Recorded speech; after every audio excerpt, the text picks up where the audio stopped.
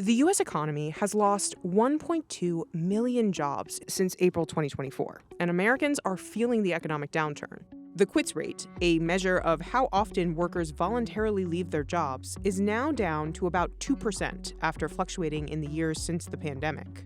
And employers are hiring at the slowest pace since 2013, excluding the pandemic dip and rise. I think people just want to stay with what is known and not take any risks right now. We use the term job clinging or job hugging to denote that they're staying put rather than moving on. I think for workers, that means more stress and less mobility.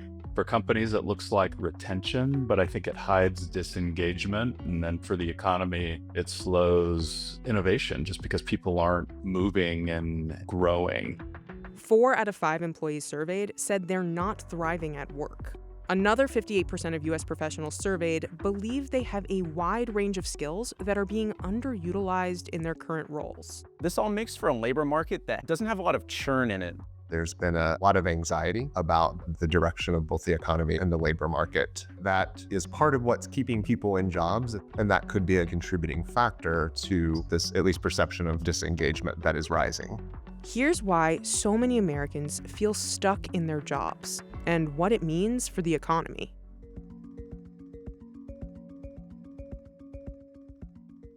Almost 1 in 5 job seekers surveyed said they're not confident that they will find a great job that they like. We're in a situation where that economic uncertainty is manifesting itself in fewer people quitting as well as fewer organizations hiring. There's kind of less movement in the market right now. I think wage growth has cooled.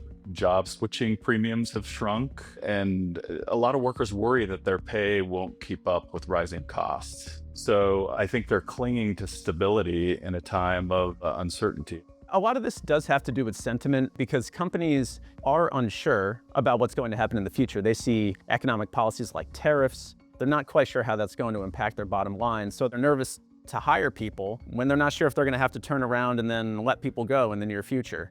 While layoffs have been steady since the pandemic, many companies are choosing alternatives, such as hiring freezes or letting attrition thin their workforce. What we did, though, is a bit different. We don't do layoffs, we just don't hire. And because you have a natural attrition of 20% in a company like ours, it means that every year 20% leaves, and if you don't recruit, you just shrink, right? But what we've done is we promised all our employees some of those savings we are going to accelerate their compensation with. So they have seen an increased acceleration in their compensation due to all of the AI that we've done. The organizations are a little bit flatter now. So I think there's a kind of middle management layer that's going away. And so employees stay put, but they're a little bit disconnected from senior leadership sometimes. So they feel a little more directionless. I think that creates stress.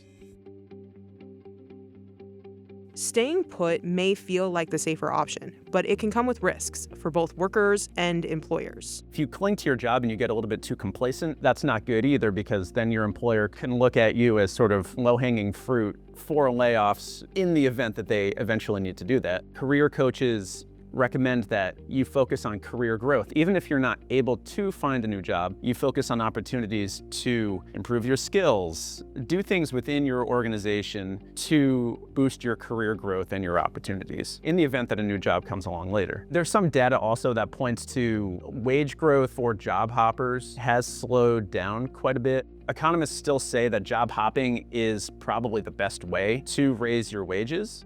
A February 2025 study estimated that for a typical 1,000-person company, employee disengagement adds up to about $5 million a year in lost productivity. The average disengaged worker could cost the company $4,000 over the course of a year, while an executive could cost $20,000. If they are less engaged, there's a risk to the overall productivity of that employee. So that's kind of that individual risk. But I think in many ways, the bigger risk is the network effect that that will have. Is that if you have someone who is disengaged, not putting forth the same amount of effort, but is putting forth enough just to stay under the radar, that work still needs to get done. And so that ends up falling on teammates and other people across the organization. So it can cause some additional stress. Even if people are engaged and people are putting forth their extra effort, they might have to go even above and beyond to make up for some of the teammates who are disengaged.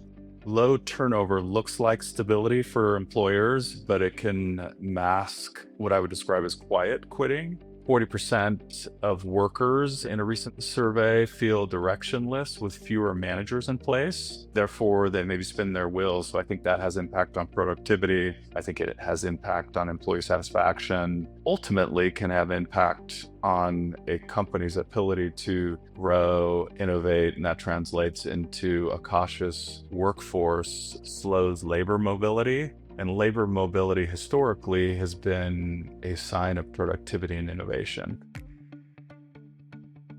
A disengaged workforce that's clinging to their job can have implications for the broader economy and labor market. Globally, low employee engagement is estimated to cost $9.6 trillion annually, or around 9% of global GDP. Labor mobility historically has been a sign of productivity and innovation. With fewer workers chasing new roles, wage growth flattens, and it just kind of reinforces a cycle of caution. And this can dampen consumer confidence. It can dampen the agility of organizations and their ability to innovate and be productive. Career coaches, economists, they all say that the labor market is very frozen right now. If you have a frozen labor market, there's not a lot of new opportunity being created. That ends up hurting people who would otherwise be finding new opportunity in the market. Where you might start to see those types of dips is if we have a prolonged period where the labor market is challenging, a prolonged period where organizations aren't taking advantage of internal labor market movement to re-engage their employees. That's when you may expect to see a bigger hit to productivity as well.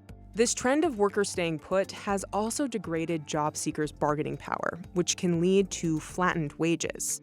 Employers have more power in the labor market. We've had labor standards erode in this country for decades. Things like the minimum wage has been sitting at the same level since 2009. Unionization rates in this country have declined dramatically over the last few decades. So when we think about the levers that workers have, it's pretty limited. Workers have lost a bit of their bargaining power in the current environment. They, just a couple of years ago, were able to quit their jobs easily and find a much higher paying gig. Now, hiring has slowed down. Job openings have come way down. Workers aren't quitting their jobs nearly as readily. And we see that wage growth has come down too in this environment. So workers can't command raises like they used to. In the 3 decades following World War II, we actually saw wages and productivity move in tandem. When you think about compensation for typical workers, they moved as productivity increased. What we've seen largely for the last 3-4 decades or so is that has diverged. And so as productivity has continued to increase, albeit at a little bit slower pace, I would say overall, workers' wages have not kept up with those kinds of gains. New graduates and early career workers may struggle to find entry-level jobs in the current market. Think about recent college graduates, for example. They're not finding that it's as easy to get a new job straight out of college, an entry-level role, especially because these are roles in which there's fear that AI is disrupting those jobs especially. Think about these are entry-level jobs, kind of a stepping stone to more skilled positions down the road. It's also low-hanging fruit for AI to come in and disrupt and take those jobs away from entry-level workers.